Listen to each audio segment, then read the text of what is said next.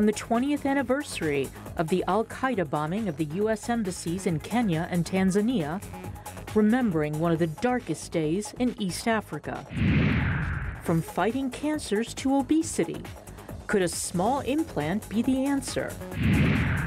And the president of the African Development Bank discusses the importance of U.S.-Africa trade and new technology to boost Africa's agricultural output.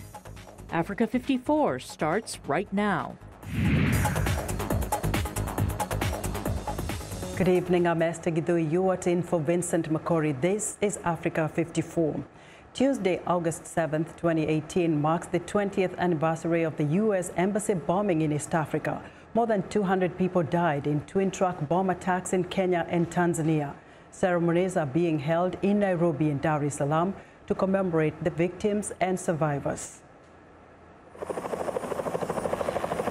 Mid-morning of August 7th, 1998, two near-simultaneous bomb explosions rocked the U.S. Embassy compounds in the East African countries of Kenya and Tanzania, killing 224 people and injuring nearly 4,000. At 10:30 a.m., the first explosion outside the entrance to the U.S. Embassy underground garage in Nairobi. The attackers tried to crash a truck full of explosives into the garage. The explosion rocked Nairobi's business district and badly damaged the embassy, as well as several nearby buildings. Paul Kaluku Lima, then a petty trader nearby, remembers that moment well. I heard the first small explosion followed by a bigger one. That's when everything went up. Some people were hit by the bomb shrapnel, most were hit by debris from the buildings. There were glass fragments all over. Minutes later, a truck filled with explosives was detonated outside the U.S. Embassy in the Tanzanian city of Dar es Salaam, killing 11 people, with several injured. Crisant Hiza was wounded in the Dar es Salaam attack. At the time, he was working as a driver for the U.S. Embassy. I didn't know what happened at first. I just heard an explosion. I was thrown up. It was like a dream. When I came to, I was at Muhimbili. Monica Kapilima also worked for the U.S. Embassy. She escaped the attack because she was away on an official errand when the explosion happened. What I remember is seeing the building on fire, trees falling, car alarms going off. It was mayhem. I was shocked when I was told it was a bomb. I was very confused. In all, 224 people died in the attacks, 213 in Nairobi, 11 in Dar es Salaam. More than 4,000 were injured. The embassy attacks in East Africa also introduced Osama bin Laden and his al-Qaeda network to the world. A few days later, U.S. intelligence officials concluded that al-Qaeda operatives had planned and executed the two attacks. Mwenda Mbijiwe is a security expert in Kenya. He was a member of the Kenyan Air Force at the time. He was among the first to help with rescue efforts at the scene. That was the first time terrorism as we know it today reached our region. Even though we knew there was terrorism in the world, but it had not reached our region. So our security forces were not prepared for this. More than 10 al-Qaeda operatives were captured in connection with the terror attacks. Nearly all of them were eventually tried, convicted, and sentenced to life in prison in the United States. Among them were Abu Anas Alibi, a key al-Qaeda operative, captured in Tripoli, Libya. Two Tanzanian nationals, Khalfan Khamis Mohammed and Ahmed Khalfan Khailani, both tried in the U.S. and sentenced to life in prison. Fazul Abdullah Mohammed, who carried Comoros and Kenyan passports, was suspected to be one of the main organizers. He was reportedly killed in Somalia in 2011 after evading capture for nearly 13 years. 2 decades later, there are significant changes to security measures in East Africa. Access to government and public buildings in major cities and towns now requires strict security procedures. Security agencies have been strengthened now. They have undergone training in several places, including the U.S.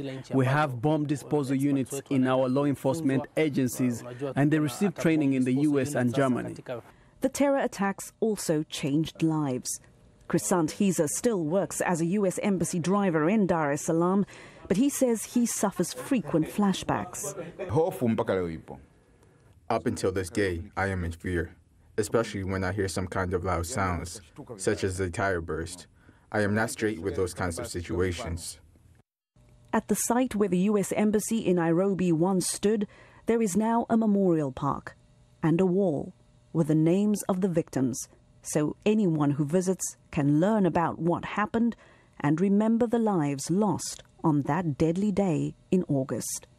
Heidi Adams-Fitzpatrick, VOA News. And joining us via phone from downtown Washington, D.C. is Joanne Husky, co-founder of Global Adjustments Organization. She was at the U.S. Embassy in Nairobi when the bomb exploded. Joanne, welcome to Africa 54. Thank you, Esther. Now, Joanne, it's painful to talk about this, but what do you remember of the morning of August 7th, 1998? Well, on August 7th, 1998, I drove my two children, Caroline, who was 5, and Christopher, who was 8, to the U.S. Embassy in downtown Nairobi.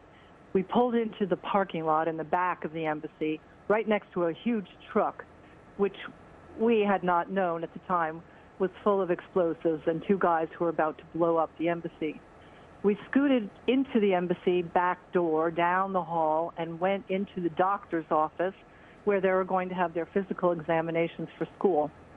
About 1 minute after we arrived, the embassy blew up. And I found myself lying on the floor and realized what had happened. It took a moment to figure out what happened. It was completely dark, and my children were on the floor somewhere in that room with me.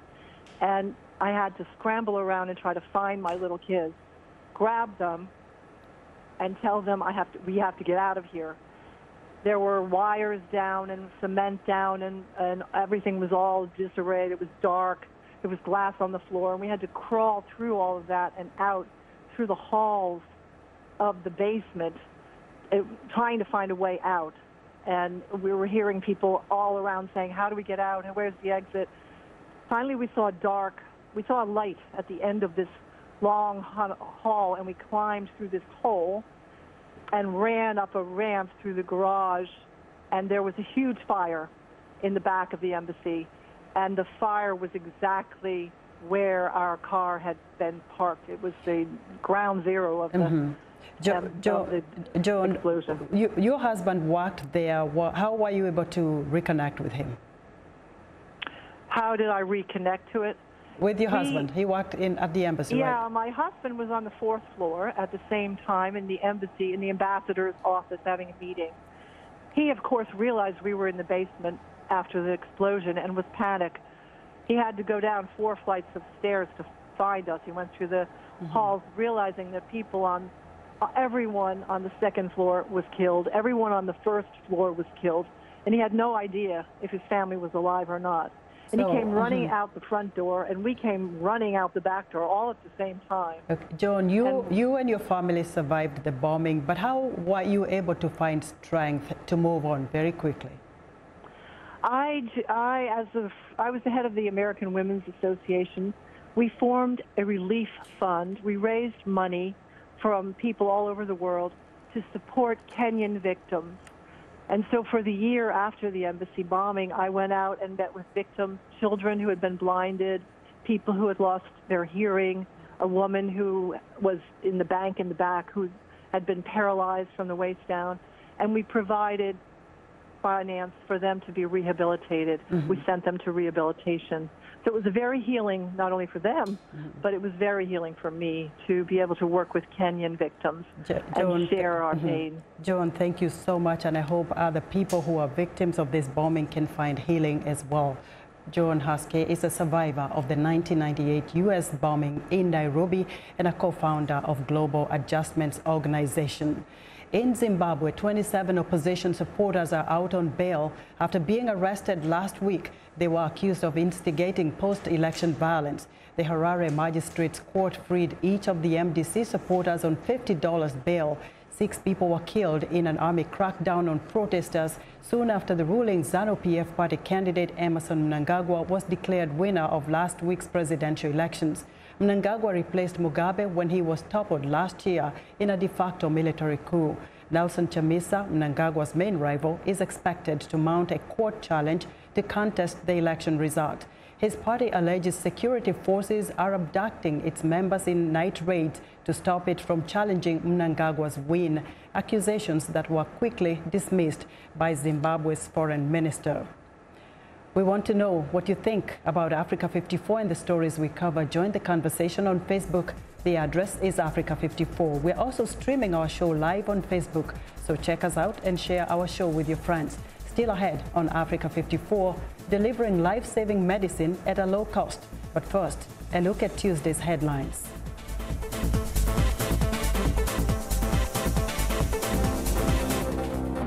Boko Haram jihadists killed 7 villagers in northeast Nigeria, firing guns and grenades in trucks and on motorcycles. A Zimbabwean court releases 27 opposition supporters jailed last week on accusations of fomenting post-election violence. In Kenya, the country marks the 20th anniversary of the 1998 U.S. Embassy attack in Nairobi, remembering victims of the incident. In Ivory Coast, President Alassane Ouattara has granted amnesty to former First Lady Simone Gbagbo, who had been serving a 20-year sentence for offenses against the state. Finally, in South Africa, volunteers at a local charity break the Guinness World Record for making the longest crocheted scarf, measuring over 27 kilometers.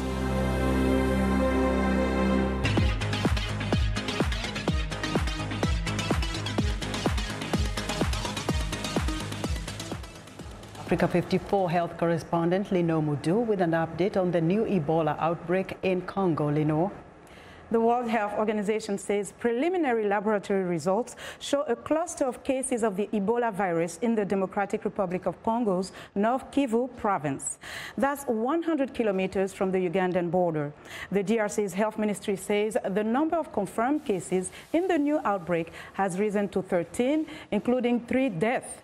The latest outbreak was announced 8 days after the health ministry declared an official end to the last Ebola outbreak that killed 33 people. The United Nations has warned the deadly virus could spread by refugees leaving the Democratic Republic of Congo's North Kivu province. The UN Refugee Agency is preparing shelters for at least 1,000 vulnerable internally displaced persons and other extremely vulnerable people in the Ebola-affected Beni area. It also is undertaking protection and monitoring activities. WHO said the new cluster of cases is occurring in an environment which is very different from previous locations, as it is an active conflict zone, and added that the major barrier will be safely accessing the affected population. The agency added that it is working closely with the government to quickly address the outbreak. Health officials are urging neighboring countries to increase their surveillance at border crossings.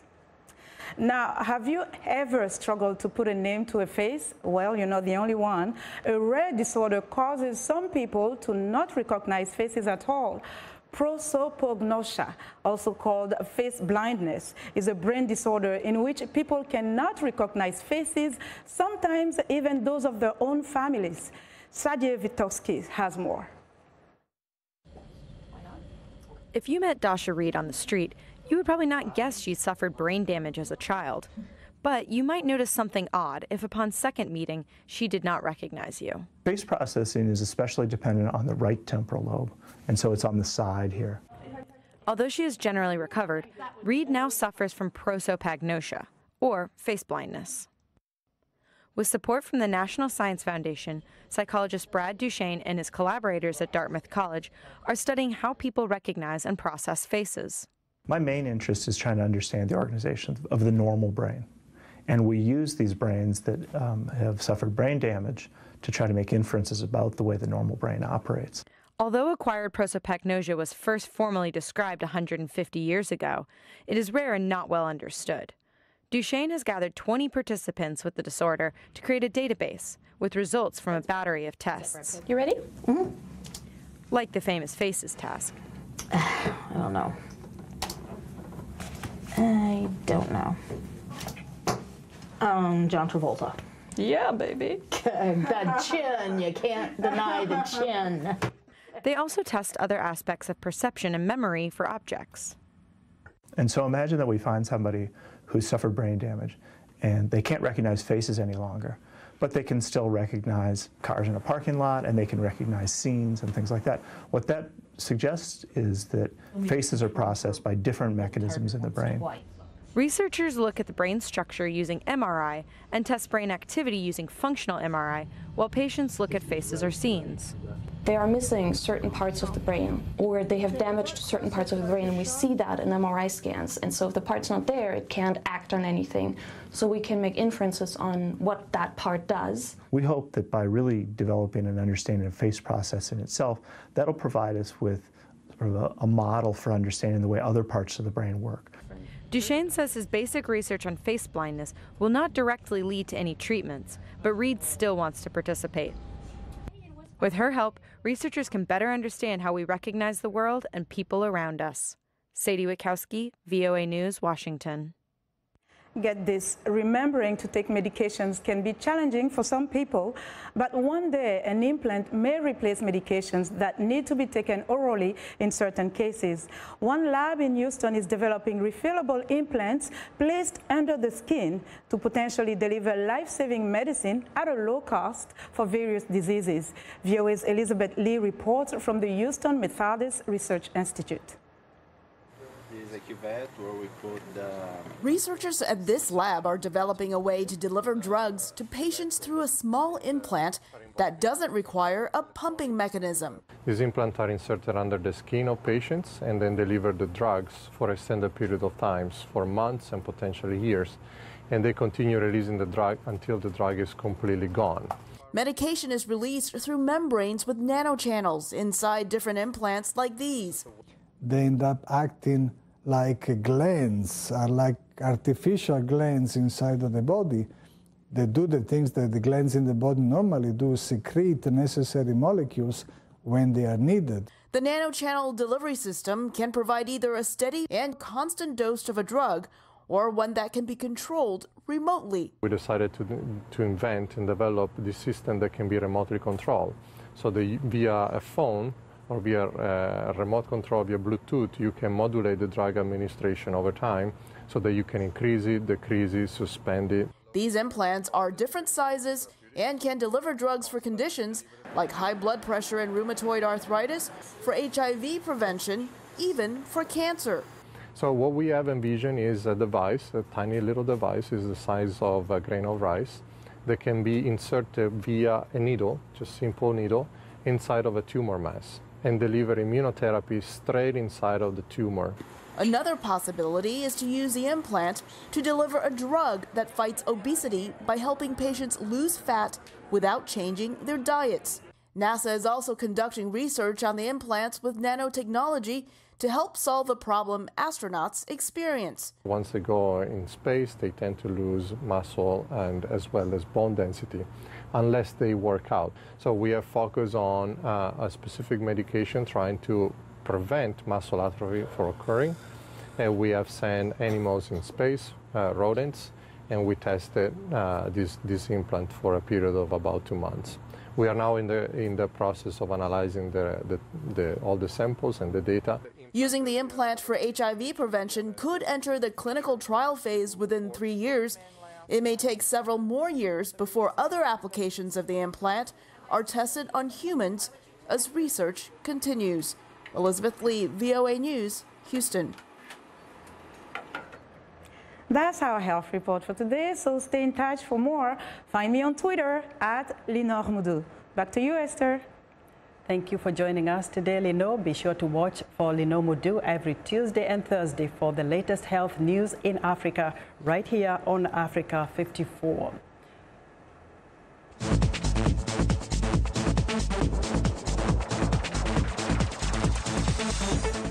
Akinwumi Adesina is the 8th elected president of the African Development Bank Group and formerly served as Nigeria's Minister for Agriculture and Rural Development. Dr. Adesina joins me in the studio to tell us more about his vision for Africa's growth and development.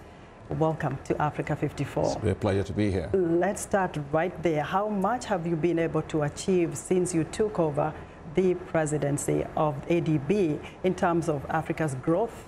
Well, first and foremost, let me say that we have very strong support all across Africa for the high-five strategies that I've laid out for the bank, which is to light up and empower Africa, to feed Africa, to industrialize Africa, to integrate Africa, and to improve the quality of life of the people of Africa. Just straight to the point, if you take a look at what we've done in terms of actual delivery on the ground, look in terms of connections to electricity, just last year, we connected 4.4 million people to electricity. If you look in terms of those that benefited from agricultural interventions, that's way over 8.5 million people. And one of the areas that we invest a lot on is on infrastructure. We had way over 14 million people that benefited for improved access to infrastructure for transport, and way over 8 million people that got access to improved water and sanitation. And one of the areas that I'm most proud of the reforms that we've done, it was we've done for the income of the bank. The income of the bank is a real upside. Our income last year was 60% over what it was the year before. So not everything is gloomy in Africa in terms of economy and development, but let's look at new technology, because I know you're a big advocate for new technology. Absolutely. How has that transformed the agricultural sector in your country of Nigeria? Well, you know, I mean, when I was minister in Nigeria, one of the things that I did was I made sure that farmers got access to fertilizers using mobile phones, and that has gone global, by the way. You know, we at the African Development Bank are taking that model, you know, to several African countries. The World Bank has taken it to Afghanistan. But beyond that, electronic wallet technology, which allows you to use digital technology to access technology, information, and also high-performing technologies. We've also moved as a bank to scale up technologies. See, the technologies that Africa needs to feed itself are there. They're just sitting on the table, right? So the bank launched just this year a big $1 billion US program that's called Technologies for African Agricultural Transformation. The whole idea is to take technologies and make sure that you use them across agroecological zones instead of just one country at a time. No. So I think we're doing very well in terms of technology for farmers. You are here in the U.S., and there's been a lot of debate on how Africa and the U.S. trade with each other. What would you like to see happening in terms of U.S.-Africa trade to benefit the continent? Well, first and foremost, I think it's great that the U.S. Congress extended the African Growth and Opportunity Act to 2025. Now, as we look towards that, however, the issue is the game has changed. Africa now has a continental free trade area that will make Africa, continental free trade area about $3 trillion. That's going to be the largest in the world. So I think in terms of relationship with the United States, I would rather see the United States government relating with the continental free trade area so that Africa can actually compete and also have a more leveraging power in negotiations. But I can tell you that American investments are I expect it to increase significantly in Africa, in agriculture, in energy, and also on infrastructure. And so that is why we have actually set up something called the Africa Investment Forum, which is to leverage global pension funds and sovereign wealth funds to Africa. And I expect U.S. investors will be very keen to invest a lot more in Africa. Dr. Adesina, everything sounds very positive, but one may want to question one thing. What stands in the way of Africa having food security? Well, you know, I think it's sheer political will. You look at China. China drew 400 million people out of poverty in less than 10 years. I think success stories are emerging in different parts of Africa. The key is to, I would say, change the lenses with which we look at agriculture. That agriculture is not a way of life. It's not a social sector. It's a business. You know, the size of that food and agricultural market is going to be worth $3 trillion by 2030. So African governments have to really change how to look at agriculture, get more private sector in, and invest a lot more in younger, more entrepreneurial farmers. And very briefly, how about doing intra-Africa trade? We don't hear much of that as we look to the U.S. How are we doing as a continent trading with each other? As I said, you know, the continental free trade area is the best decision that Africa has made. You know, the trade between Africa and itself is only about 14%. But with the continental free trade area, that will rise to about 52%. And that's going to be a zone, as I said, of $3 trillion. So the bank is investing a lot in infrastructure to connect countries to each other. So very, very good thing for Africa to trade itself, not just with other parts of the world. Dr. Adesina, I wish we had more time to discuss this. Thank you very much for coming on Africa 54. You're most welcome. Akinwumi Adesina is president of the African Development Bank Group. Now,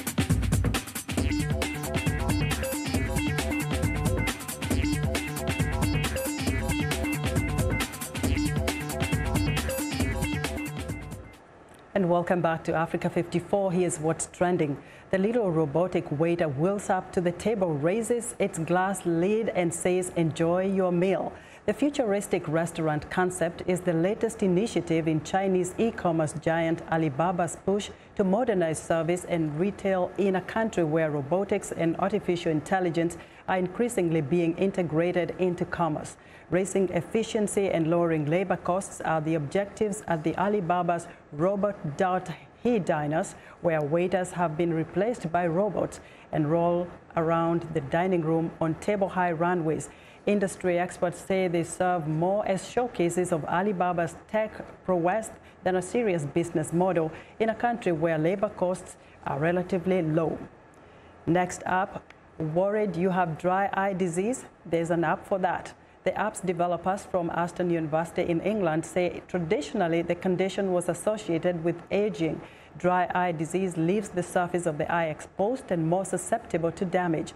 The app poses some simple questions and a quick test which measures how long you can comfortably stare at a screen without blinking. The condition affects 1 in 5 adults in the UK. But the number is rising, caused by, yes, heavy screen use. The team hopes the app can help non-specialists like general practitioners and pharmacists diagnose the condition.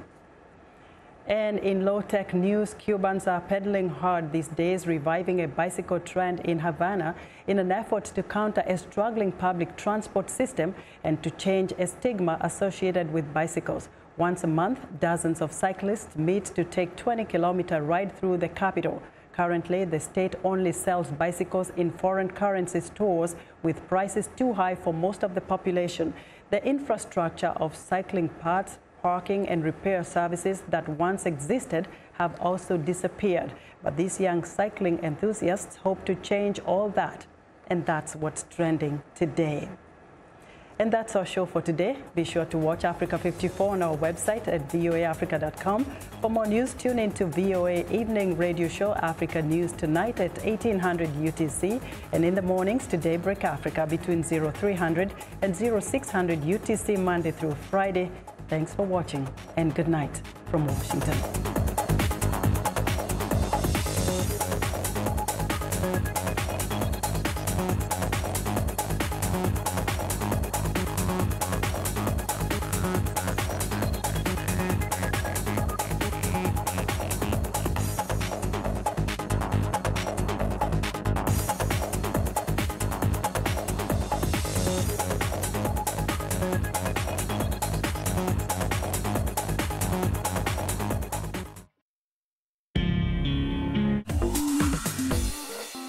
Welcome to English in a Minute. This expression sounds like a violent way of eating, but it's actually not always about eating. Here is your Russian book, Anna. Thanks for letting me borrow it. Oh, are you done with level 1 already? Yeah, I finished last week, and I've already finished level 2. Wow, you are really sinking your teeth into learning Russian. Well,